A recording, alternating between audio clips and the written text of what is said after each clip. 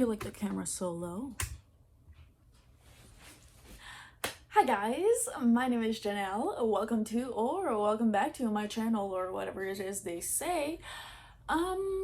Okay, so just saying, if you would love to have some personal coaching so that I can help you manifest the life of your dreams, just simply check out my website. You can also come follow my Instagram, where I will be soon running a giveaway where I will give away a free private coaching Zoom session. Other than that, you can also check out my merch. Now let's get right into it. Okay, so the reason why revision is so important when it comes to manifesting is that it literally allows you to really build the life of your dreams, not just in one area, but in every area of your life. And I always tell you guys that it's important to try to manifest every area of your life to be perfect, not just an SP, not just money, like everything, the whole shebang, because then it's much easier to have good self-worth. And when we have good self-worth, it's much easier to have thoughts that are in alignment with us really well being able to manifest what we want. Was that proper English? Was that proper grammar? Who knows? Anyways, so I want to talk about the fact that a lot of people think that revision is simply something that we do. Sorry, my eyelashes are giving me trouble right now. But a lot of people think that revision simply takes the emotion out of past events that have happened to us that we disliked. A lot of people think that it's what makes us able to manifest things that are like at a higher vibrating frequency than like our past.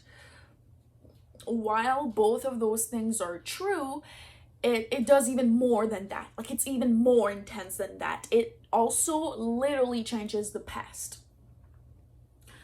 So if you guys don't know what I'm talking about, you can go watch Sammy Ingram's video on revision, where it's called, actually go watch her video called Revision Success Stories.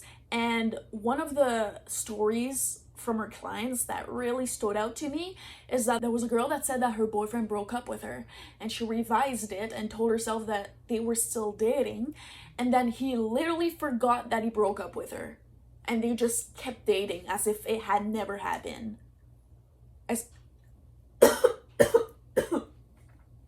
You know what, the more I think about it, the more that this video and the topic of this video, I should say, remind me of the movie The Matrix. So let me get my Neo glasses real quick.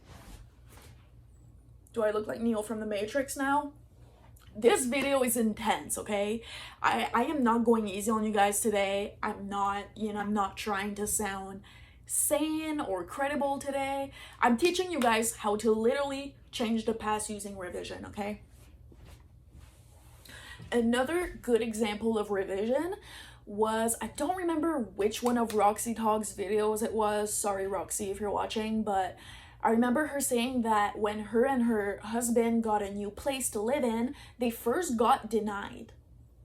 And she just corrected her thoughts all day. Every single time that she would remember that her and her husband got denied, she would tell herself, no, what am I talking about? It's literally our house. It's literally our house. We got accepted. And about, I think it was 24 hours later, the landlord changed his mind. He gave it to them, or the real estate broker, whatever. The person who was in charge in either denying or accepting them. Can you tell I don't know a lot on the topic? They changed their mind and they give them the house or the place or the apartment, whatever it was. I want to give you guys an example of revision that I did literally yesterday, and I've already shared this with my VIP Facebook group. By the way, my VIP Facebook group is literally just me and two girls vibing together, and they get to hear all these cool stories about my life and the stuff I manifest that you guys don't get to hear. I mean, I post good content on YouTube too, but the people in my VIP group are just going to become master manifestors so much quicker because I share so much more information there, and I go so much more personal and detailed into my personal life stories and my own personal like manifestor journey, if you know what I mean. But I can still give you guys like kind of like the basic summary of what I posted in there yesterday. So yesterday in the morning, I was getting down on myself, like, oh, like my life, like nothing's working out right now. And then I had this moment where I was like, I can't afford to say that. So I corrected myself and I said, actually, everything's working out. And I even took out my journal and started scripting. I usually only script at night, but if I'm really going down on a negative spiral during the day, like during the afternoon, sometimes I will script if I have the time and I have my journal nearby. So I started scripting random things like, you know, the big lines of my life, like finances, relationships. And then it was like suddenly it was like boom, boom, boom. I manifested like 3 of the things that I really wanted to manifest within those like 5 minutes that I was scripting. All of those manifestations within the little like 5 minutes that I was scripting to correct my intrusive negative spiral thoughts that I was having. I was like, actually, no, everything in my life is working out. And then it was like boom, boom, boom, boom, boom. Like I was shaking for like an hour after that, because when things manifest, like sometimes, like as much as it's fun because we get what we want, let's be real, it's scary sometimes. But basically, you guys know that I'm mostly a love assumption based manifestation coach. I am a psychology major, so I love to talk about psychology as well, but at the base, like the basis of my teachings is that if you're not even doing the mental work and maintaining your mental diet all day every day, like nothing else you do is going to work, you know, unless you have like absolutely zero resistance towards something, then you can maybe write it once and it will come true. But for everything else, for the things that you do offer resistance towards, you need to affirm all day.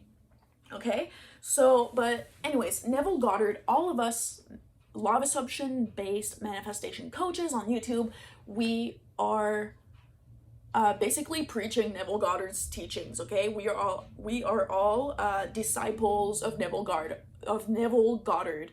Me, Roxy Talks, Hyler, Sammy Ingram, what's her name?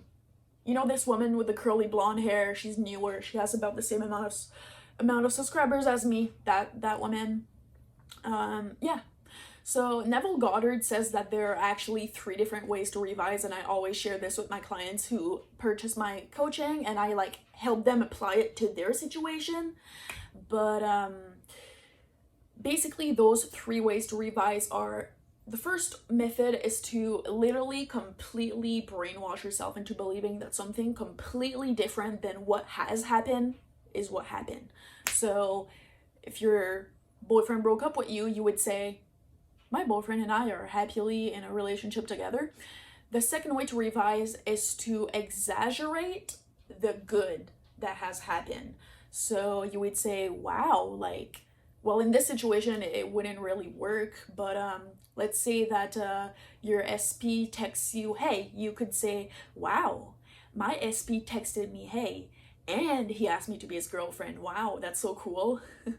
And the third and last way to revise is to turn it into like a everything happens for a reason type of a mindset. You know what I mean? Like, I said that weird, but let me rephrase that. So you would find the good in the situation and focus on only that. So if your boyfriend broke up with you, if you want to revise this way, what you would do is that you would say, you know what, it's good that we broke up because, and then fill in the blank. You could say, you know what, it's good that we broke up because when we get back together, our relationship is going to be so much stronger and so much more stable. Or if you don't want him again, if you decide that you don't want him back, you could say, you know what, it's good that we broke up because the next guy I meet is going to be the love of my life. Those are the 3 different ways that you can revise. I suggest you guys to write it down if you think it helps you.